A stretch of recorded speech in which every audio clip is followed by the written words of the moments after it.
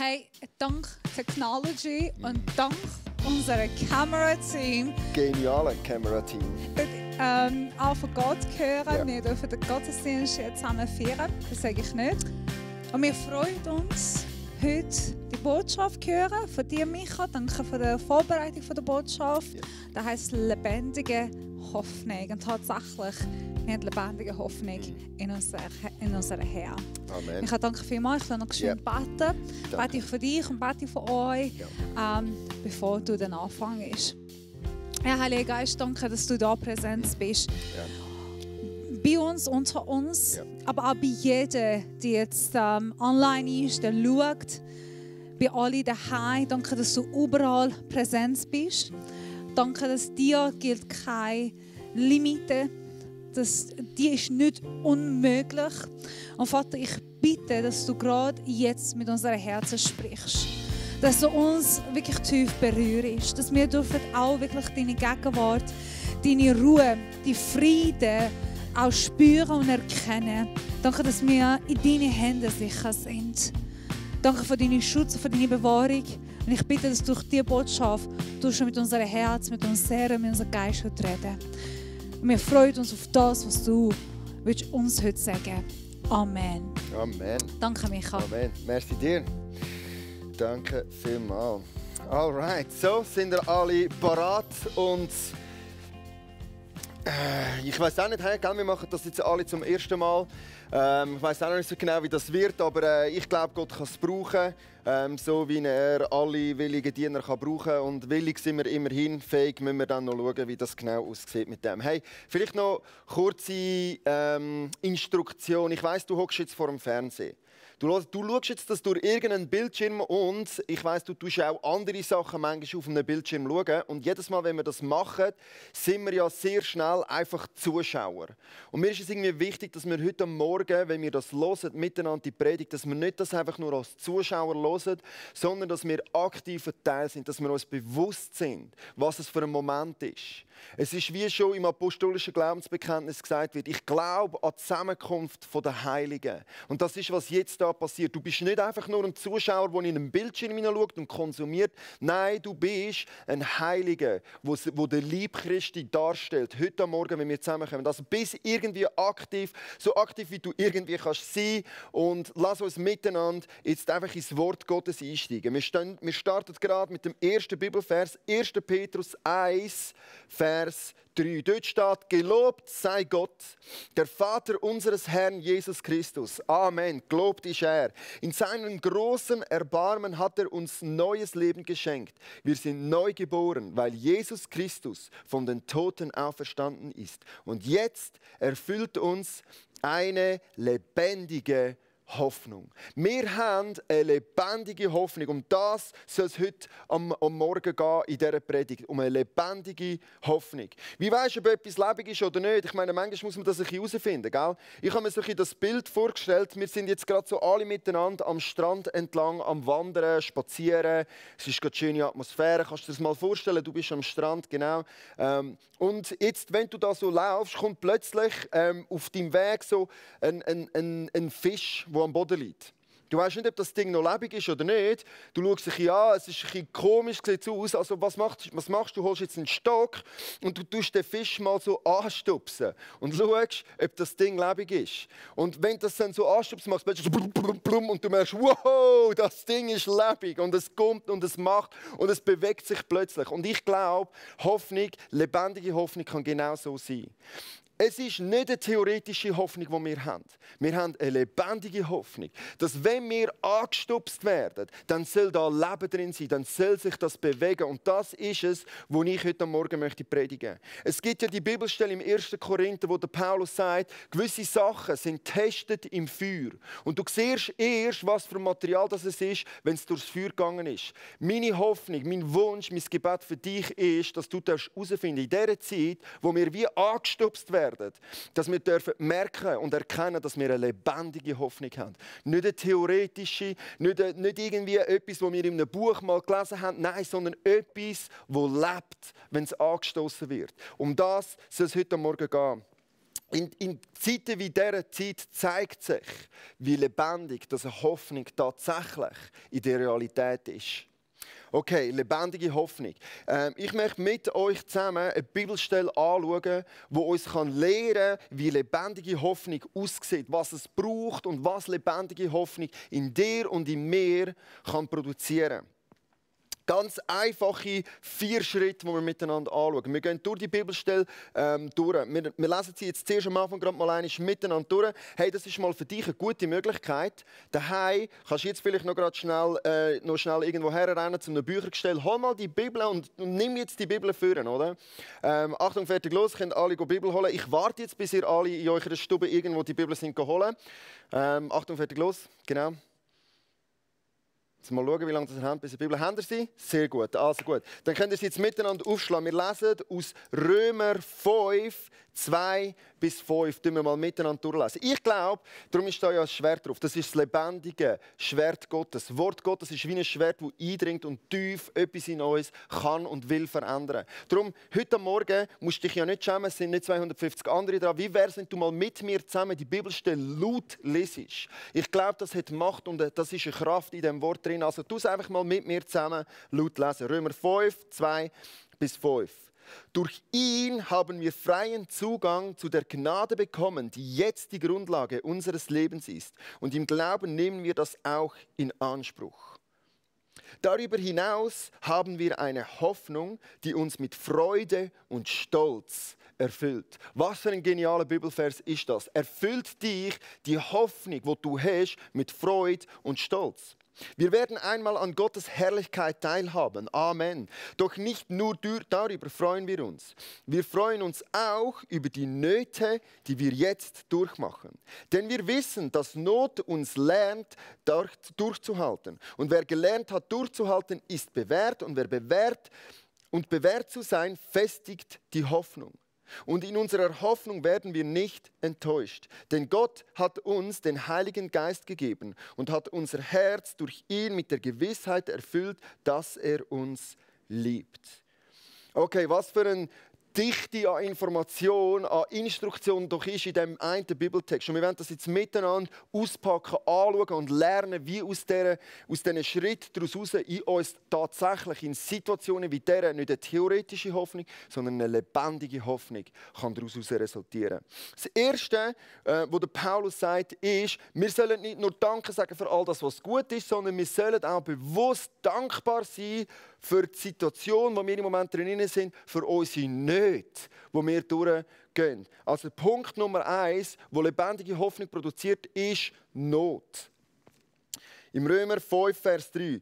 Doch nicht nur darüber freuen wir freuen uns auch über die Nöte, die wir jetzt durchmachen. Und mir ist klar und bewusst, dass im Moment wahrscheinlich für einige eine sehr notvolle Zeit ist. Ich weiß, dass einige von uns im Moment mit Angst konfrontiert sind.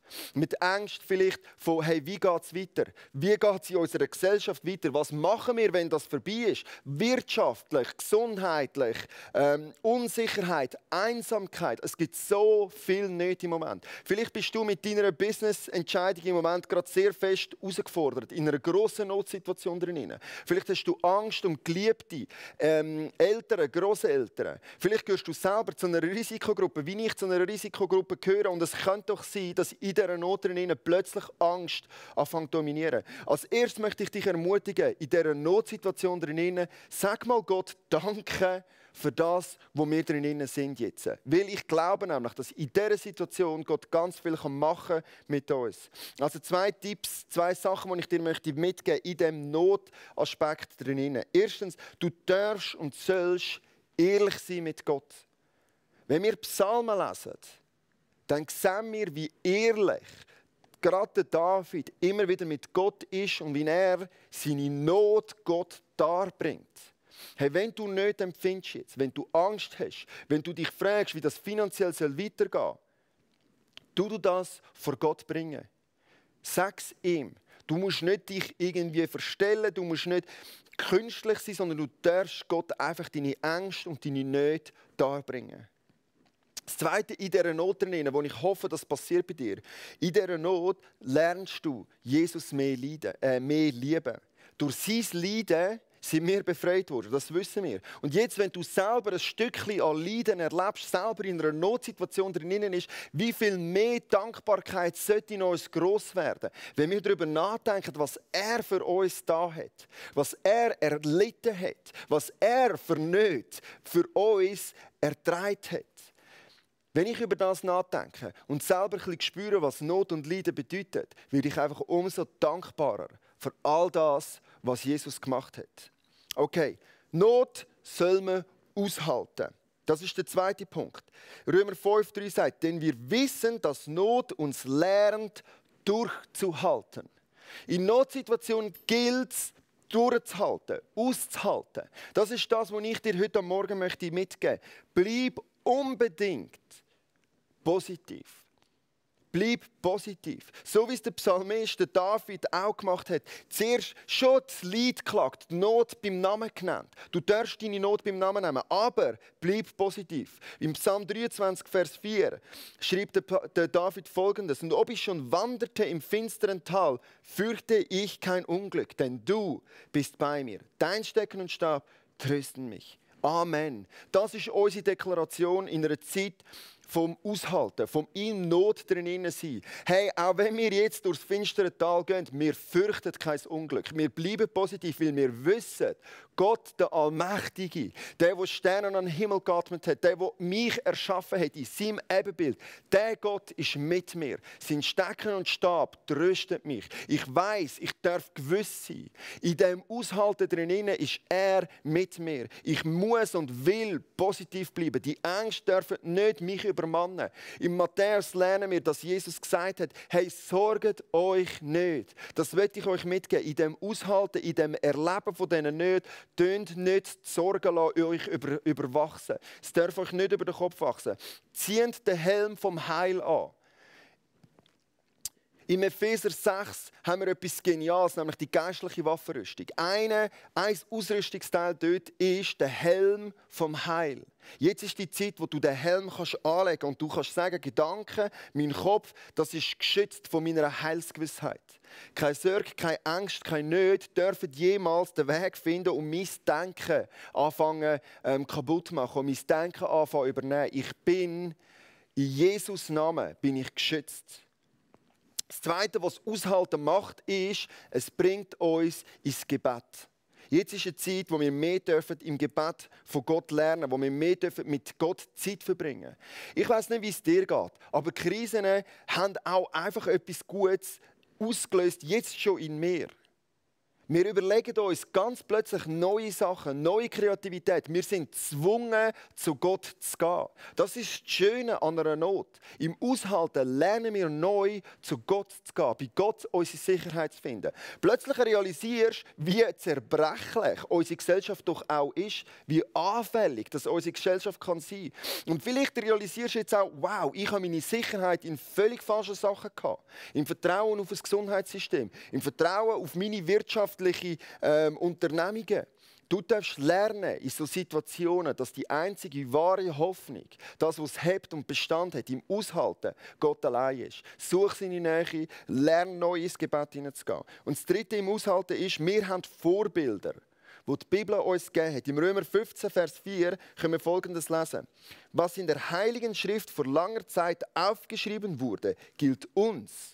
Also es gilt dir und mir. Wir wollen daraus lernen. Es ermutigt und tröstet uns, damit wir unsere Hoffnung auf Gottes Zusagen setzen und daran festhalten. Aushalten, ausharren bedeutet, dass wir uns auch dürfen und sollen Vorbilder im Glauben nehmen und denen nacheifern. Der Abraham zum Beispiel, das beste Beispiel, wenn es darum geht, auszuhalten und zu warten. Er hat das Versprechen von Gott bekommen. Er hat eine Zusage von Gott bekommen. Und er hat gewartet und gewartet und gewartet. Die Bibel sagt im Römer 4, dass trotz der Hoffnungslosigkeit, trotz der Realität, dass es in seiner Situation von Abraham keine Hoffnung gegeben hat, hat er doch an dieser Hoffnung festgehalten. Und das möchte ich uns anraten, uns unbedingt empfehlen. Wir müssen jetzt uns ermutigen lassen von Vorbildern, die schon ausgehalten haben.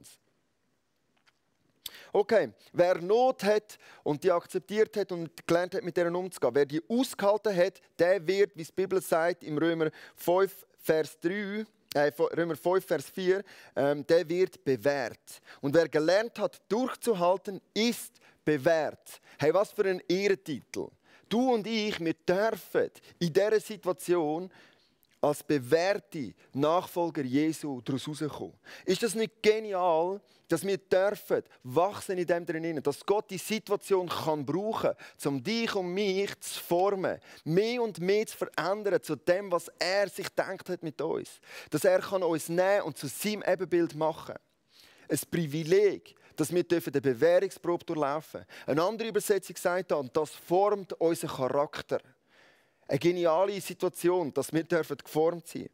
Darum dürfen wir auch dankbar sein für die Situation, wo wir jetzt drin sind. Nicht, dass wir uns die wünschen oder dass wir sie unbedingt uns herbeigesehnt haben. Aber jetzt, wo sie da ist, dürfen wir auch dankbar sein und wissen, dass das unseren Charakter kann und wird formen.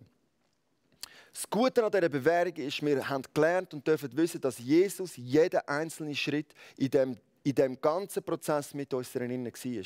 Er ist uns vorangegangen. Verstehst du? Er war der, der alle Nöte auf sich genommen hat, der alle Schmerzen und Sünden und eine Not erlebt hat, die wir uns gar nicht vorstellen können. Und er hat es ausgehalten. Am Kreuz freiwillig gestorben. Für dich und mich hat es ausgehalten. Und dann in seiner Auferstehung ist er neu bewährt worden, hat einen neuen Namen, einen neuen Titel bekommen, der über allem anderen steht. Und genau das ist das Versprechen für dich und mich. Wenn du noch mal schaust, im 1. Petrus 1, Vers 3 sagt der Petrus, wieso dass wir eine lebendige Hoffnung haben. Die Hoffnung begründet sich Folgendes. Wir sind neu geboren, weil Jesus Christus von den Toten auferstanden ist. Verstehst du? Jesus hat die Not erlebt. Er hat es ausgehalten und er hat sich bewährt in seinem Aushalten drinnen. In seiner Auferstehung ist deine und meine Hoffnung, dass wir genauso wie er ihm nachfolgen, dass wir unsere Not aushalten können. Dass wir bewährt werden und neu, als neue Menschen daraus rauskommen mit einem neuen, geformten Charakter. Und das Resultat von dem lesen wir im Römer 5,5. Und bewährt zu sein, festigt die Hoffnung. Und so kommst du zu einer lebendigen Hoffnung. In unserer Hoffnung werden wir nicht enttäuscht, denn Gott hat uns den Heiligen Geist gegeben und hat unser Herz durch ihn mit der Gewissheit erfüllt, dass er uns liebt. Das ist eine lebendige Hoffnung. Eine Hoffnung, die durch Not durchgegangen ist, die gelernt hat, auszuhalten, die sich bewährt und auszeichnet hat. Und darum versteht, dass wir einen liebenden Vater im Himmel haben, der es gut meint mit uns. Und der auch Notsituationen brauchen kann, um unseren Charakter zu formen, auf das wir unsere Hoffnung festhalten dürfen. Also was wünsche ich mir jetzt, dass wir machen in den kommenden Wochen, in der kommenden Zeit? Ich möchte es vielleicht mit folgendem Wunsch ausdrücken, aus Hebräer 6, Vers 11 bis 12.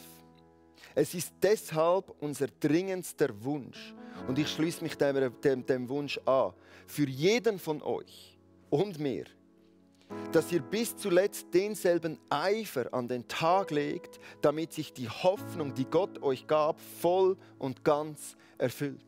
Verstehst du, ich möchte gerne die Fülle von der Hoffnung sehen, Raum einnehmen bei uns, in unserem Leben, in unserer Kirche.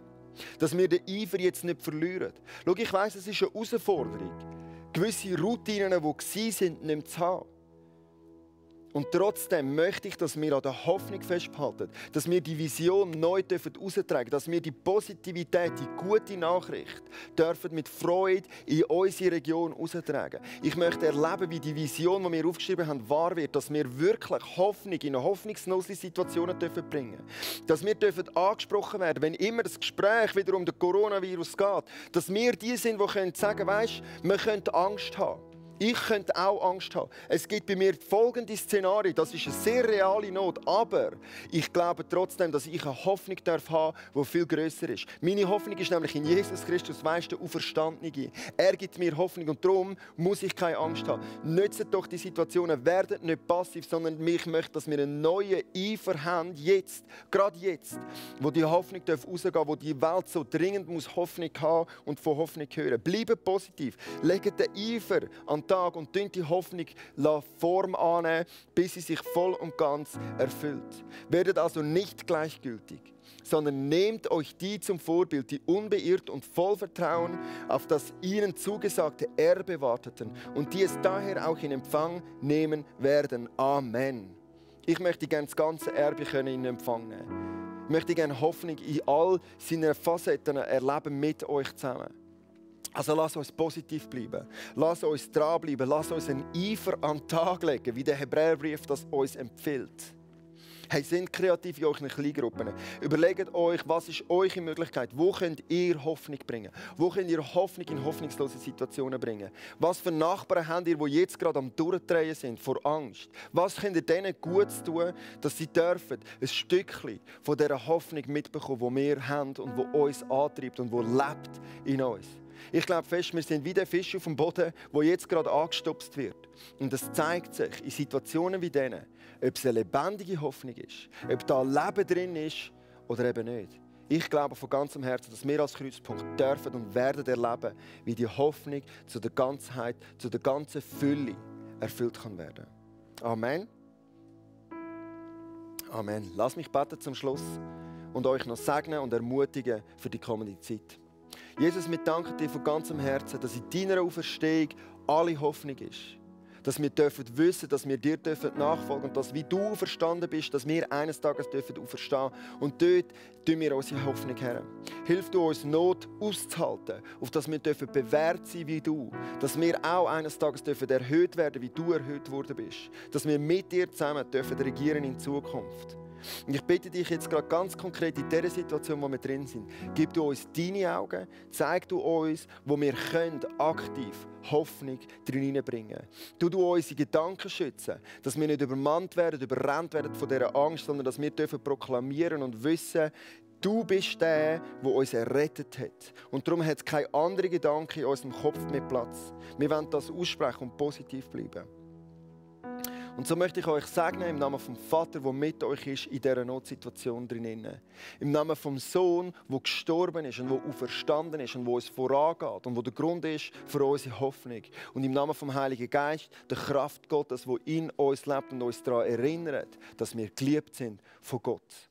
Amen. Amen, Amen, Amen. Hey, nutzt jetzt die Zeit vielleicht noch zum zusammen Lobpreis zu machen. Vielleicht habt ihr irgendwo noch ein Film, ihr findet auch auf YouTube unsere Psalm 23. Hey, kennt ihr, singt das miteinander, singt kreativ, tönt euch jetzt miteinander noch Gott loben für die geniale Hoffnung, die wir haben in seinem Namen. Amen. Bye bye, bis nächste Woche oder weiss auch nicht, bis wir uns wieder mal per Kamera sehen. Genau. Tschüss zusammen.